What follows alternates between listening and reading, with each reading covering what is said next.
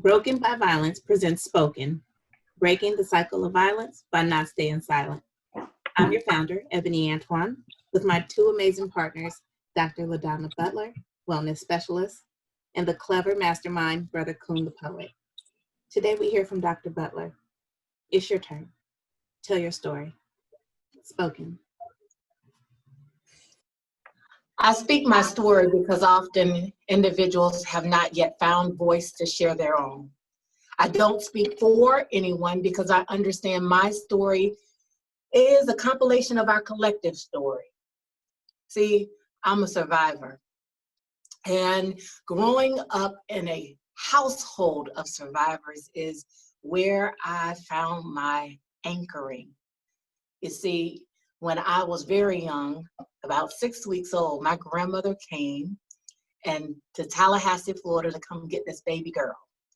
And she brought me home and raised me with my aunts and uncles as her very own. See, I was protected. I was loved beyond measure. And because she had lost her own daughter due to violence, she vowed to make sure that same story did not visit me. She used every strategy in her tool belt. She shielded me as best as she could. And yet, because of the way that violence permeated our community, it found itself at my doorstep when I was 16 years old. See, the story of my first experience of being sexually assaulted was not by some stranger walking down the street, but someone who was close, someone who had their own hurts and their own harms, someone who had not experienced their own power and took the opportunity to take power from me. I was 16 years old when I was sexually assaulted. And what I realized is it was through that experience, the stripping away of power, the stripping away of voice, through the violation of my spirit, that did not make that person whole, and then put me in the same position that they were, void. See, I walked around for a long time not understanding the power of yes or the power of no. That translated into my ongoing search for meaning, my ongoing search for acceptance, my ongoing search for power again. And so that cycle continued until I found someone who I thought loved me. So much so that I did not know how to say yes or say no. And when I found myself saying yes to the things that he wanted a no to, and saying no to the things that he said yes to, I was caught in a situation where I then became a victim of domestic violence. See, this cycle continued over and over and over again because we had not spoken the truth in our community, which then stripped us from the truth of what peace looks like and safety looks like in our home. See, I speak because this is a part of our collective narrative, that if we never heal the harms that have been passed down legacy by legacy, we inadvertently pass down the strategies that have kept us stuck for so long. I speak now so that my daughters don't have to speak the same truth. I speak now so my sons can understand that power can be found inward. And your stripping someone else of their power gives you no more power. I speak because I have been broken by violence, but through the breaking, I understand that this new being that I am right now can then hold space for healing that I know that I would not have found without the first breaking. Now, it means that we have to hold accountable everyone, including ourselves. See, I had to first come to terms with the accountability for healing that I had to take. I could no longer lay victim to what happened to me, but victor in my own sense of endurance. See, I could no longer excuse my inability to say yes with meaning and my inability to say no with meaning onto those one-time occasions. See, I had to grow up. I had to grow up and I had to speak up. And as I did, I found a beautiful avenue for others to begin to share their own story. What I understand is my experience is no more harm than any other experience. But I will not give weight for someone else's narrative of what pain looks like for me. I speak my story because it's mine. And through my sharing, I hope that others find the healing they need. Broken by violence. But I won't remain silent anymore because I understand that it's in through my healing that we all can be healed.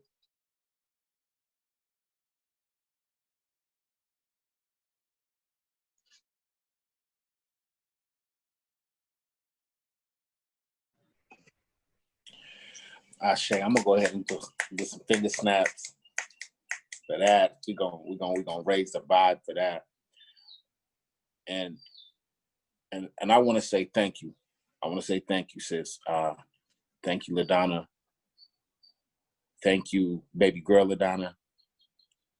And thank you, Queen Dr. Butler, as we know you today. And so I do have a couple of questions, and a lot of these are like power questions because there's so much power in even your deliverance of your story. There's so much power in your understanding.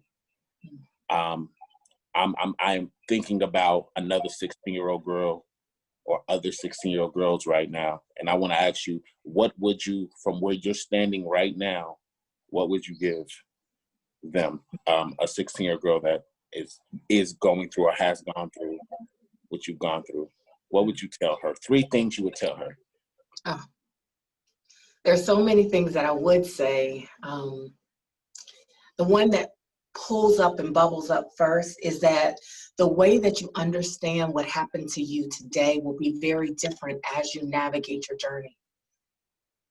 See, for a while, I thought I negotiated my own victimization because I wanted to lay claim that I had power, and I took on guilt that was not mine. So the first is that I promise you, you will understand what happened to you differently as you move forward and have different experiences through your life. Second, it's not your fault. And see, what's interesting is I had heard it before, but it is through many years of understanding power and accountability that I understand what fault and accountability is. See, at 16, I could not make a decision for a 34-year-old man. This is not your fault.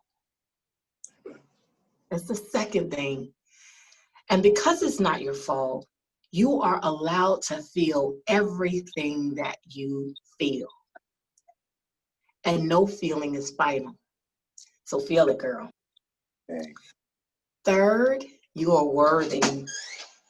Third, you are worthy. Third, you are worthy. And nothing that happened to you is actually about you. You have dignity, you have honor, and this will begin to shift the way that you navigate the world. So those are the things I would say. Understanding that they will land differently, that this is just soil that will continue to be watered by life, and hopefully a community that will love on you, young girl, young queen, and you, young king. Beautiful. And powerful, of course. Expected nothing less. At what point, because I heard you come to the realization or speak that there was that this was not about you, right? The 16-year-old girl. This is not your fault. This is not, or this is not about you. At what age did you realize that this was greater than you? Uh. At what age or what era in your life did you realize this was a greater purpose? I think that's a long story and process. I think even now I'm understanding more and more as I understand community trauma, as I understand the impact of violence, as I understand the impact of powerlessness and what some of the symptoms are. I understand it deeper and differently every day. And so I can't ascribe a time that I came to this place. I will say that early on at 16, I knew it was not my fault, but it's a different experience of not my fault now, right? As I began to age and give birth to my own children and understand their thinking process and understand the decisions that they can make for themselves and those that they need to be guided by, I understand a different level of really not my fault. And an element of vulnerability that lives even in a adult body, but a child's mind and ability. And so I would say it is an ongoing healing process that I understand it differently. Right. Absolutely ongoing. And I say this often as well. Every day is an opportunity to heal. Every day we make choices to reset, push that button and say, yes, I'm going to use this to stand on. I'm going to use my story to stand on and not bury myself under my story. I have another question. At what point did you gather the strength to tell your story? So interesting. The first time I shared my story, it was not my choice. My story was interrupted from my voice, my vocals. It was forcibly removed from me, just as well as my sexual purity was. It was it was not a choice that was pulled from me, that was taken from me. I began to share my story in bits and pieces and almost seedlings as others began to get stuck in their own. I would say at 18 is really when I began to openly say what happened to me. But in my 30s is when I began to advocate around what happened to me. Right. Okay. Last question. And this is going to be, I like to throw some light in the midst of power light, I should say. I don't even believe all the way in darkness. I believe darkness is a way to get to the light. Darkness is just a contrast that's pulling out light in my thoughts, in my mind. So with that being said, and I'm a comic book kid, superhero kid, we wouldn't, and I just believe that life and trauma and purpose is all about our comic book stories. Don't know if you've ever thought about this before, but part of me feel like you have. But what would you say your superpower is? What is your superpower? I have not thought about a superpower before, and I think that's a beautiful way to kind of hold space for it. I think my superpower is connection. Right? I believe I am a connector, and that is the purpose that I've been given.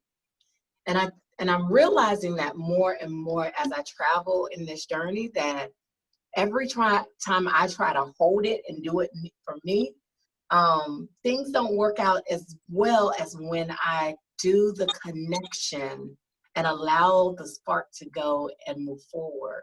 So I am a natural connector of people of story and of healing. So I will put a C on my chest, right? There we go. There we go. Absolutely. And that was a personal, selfish question, because I am working on a comic book of every hero, every superhero that I've been blessed to connect with. So I just needed you to help me a little bit. Okay. So I can figure out how I'm gonna create your character. Yeah.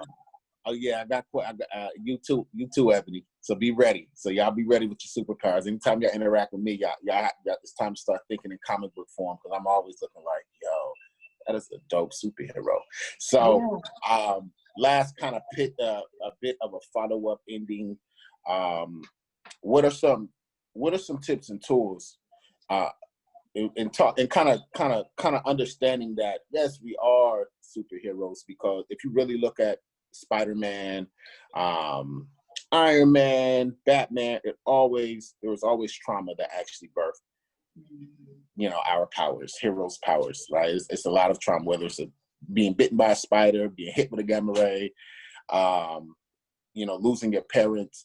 And so, but I have a question on the power control. What are some tools that you would give another fellow just been broken hero, right? Their powers are just breaking through. What tips or tools would you give them of controlling their power or their energy?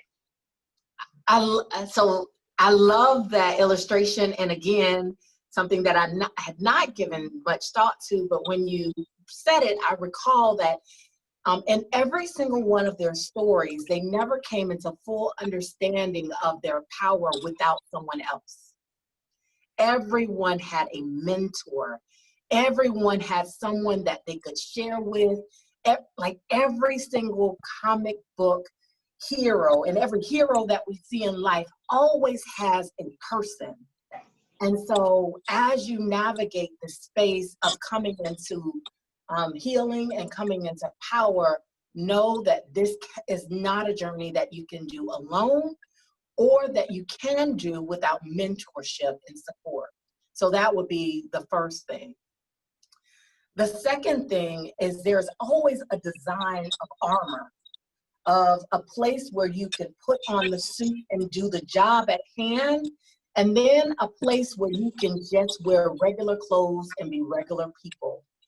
Don't forget to have support in designing the armor that needs to take place so that you can do the work at hand. But don't forget to also have your sweatpants and your regular folks so you can be okay and experience your humanity. And lastly, don't forget to take it off.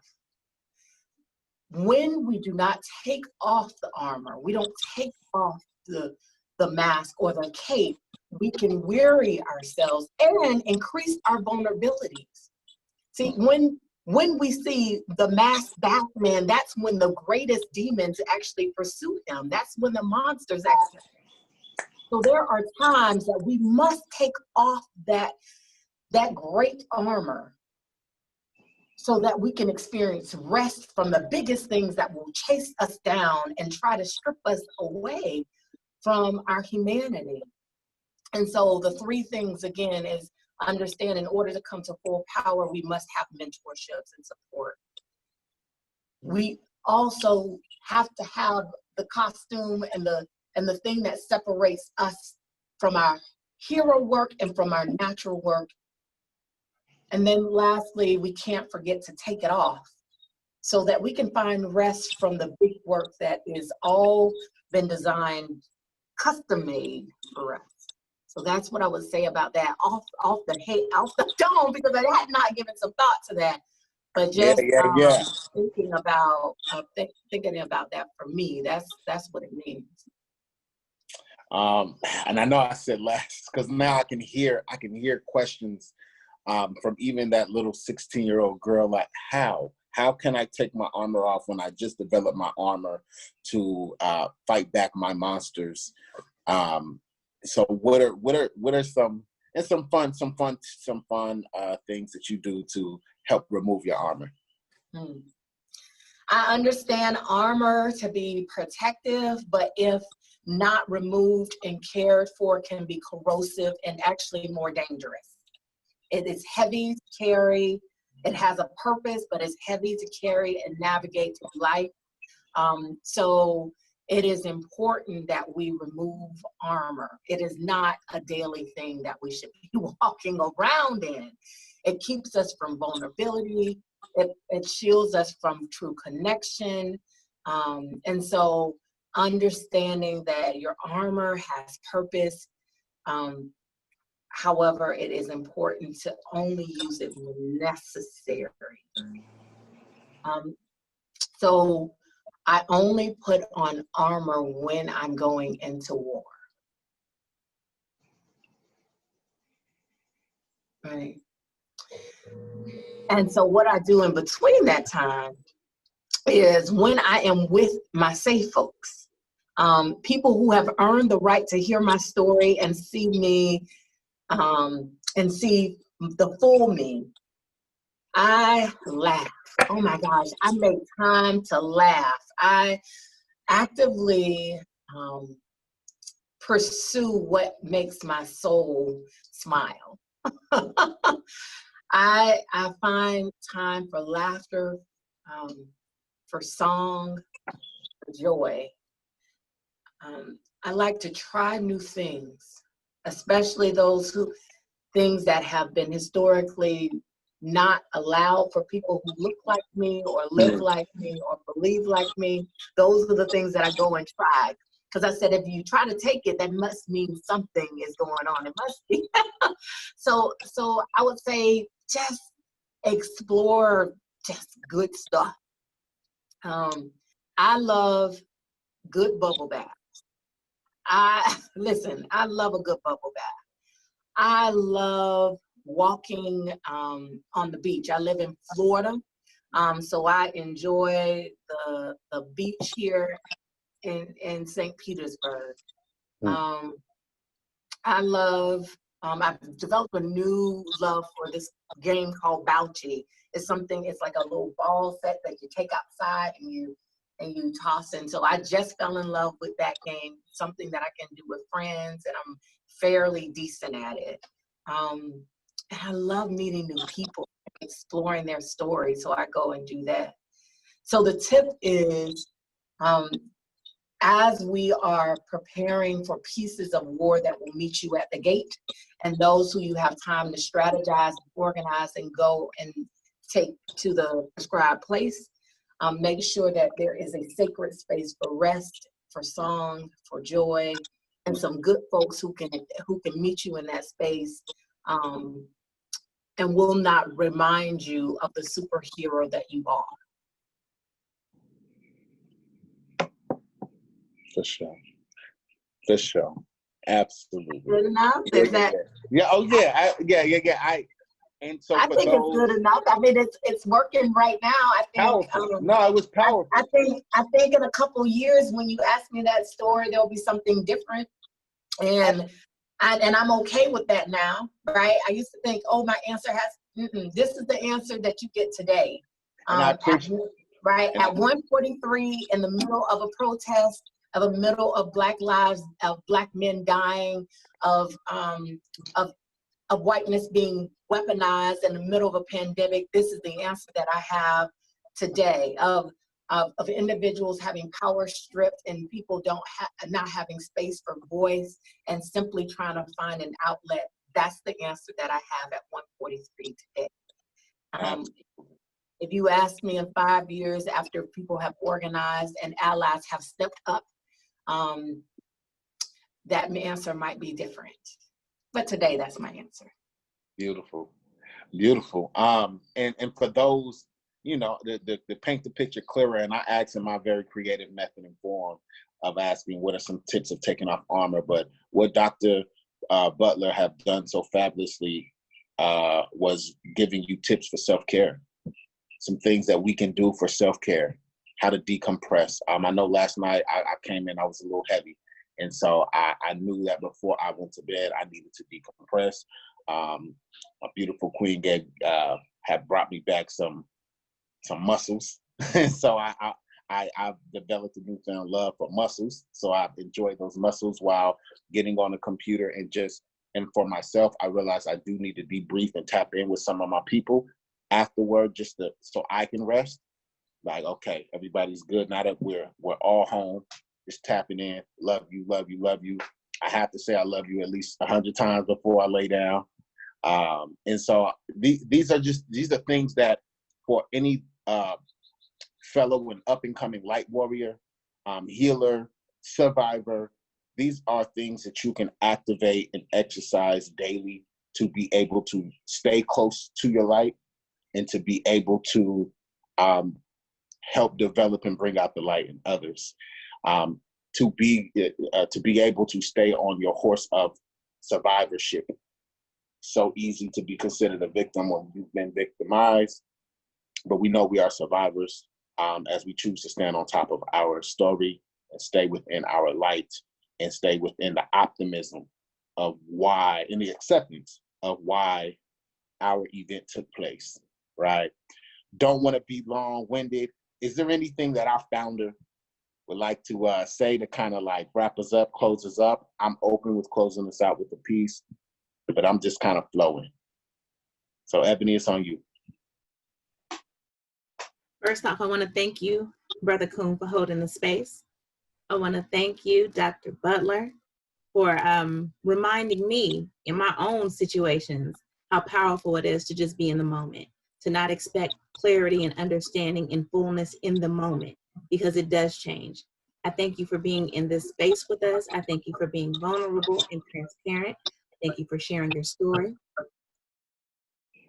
And Brother Kuhn, I say you can close us in word. Okay. Since we're talking about our powers, we're talking about our energy, control of it, balance of it. I say, you can control the energy you spread by being mindful of the thoughts that circulate inside your head. Listen, family, if you want to control the energy you spread, then be mindful of the thoughts that circulate inside your head. So just be mindful. Just be mindful, yeah. Just be mindful that pain comes with blindfolds. Please just be mindful, yeah. Just be mindful. Just be mindful that negativity comes with blindfolds. I say, what if you took the time to get to know that person? You know, the one you're constantly whispering about behind those curtains, assuming that they're this way, infecting their name with disgrace, defamation of character, but accusations misplaced. But wait, what if you took the time to learn their heart? Before you took the time, what if you took the time to learn the heart? Before you took the time to, ooh, we're gonna get it. Ooh, hold on, we're gonna bring it back. I say, what if you took the time to learn the heart before you took your words, shredded them all apart by spreading their name in the streets like gossip is a form of art? But wait, I'm not done. Let me finish before you start. What if you took the time to stop passing judgment, self-evaluate the real reason you holding grudges, be honest about them insecurities that you feel in public? You turn your nose up to them, but it's with yourself. You feel disgusted. Let's have that discussion. Just letting you know, I notice you. I see that you hurting. Deep down, I know you know it too. This is simply a heart to heart. And after we part, just know it is only out of love that we spoke to you. Sometimes I be feeling broken too, spitting hurt words out of a broken tooth, till I remember that the venom that we spew out always takes a scenic route. You turn, you burn, because it will always come back to start choking you. It's the law of low vibration. Once you embrace it, it's so hard to escape it. Negativity is neither destroyed nor created. But here's the bright side. You can control the energy you spread by being mindful of them thoughts that circulate inside your head. If you want to control the energy you spread, then just be mindful of the thoughts that circulate inside your head. So ask yourself, am I speaking life or am I speaking death? Is the seed I'm planting cursed? Is the fruit I'm giving blessed? Self-check, self-check, self-check. Just be mindful. Just be mindful. Peace and love. And that concludes another episode of Spoken, Breaking the Silence of Violence by not staying silent. There we go. Stay tuned for our next episode. Thank you, team. Peace and love.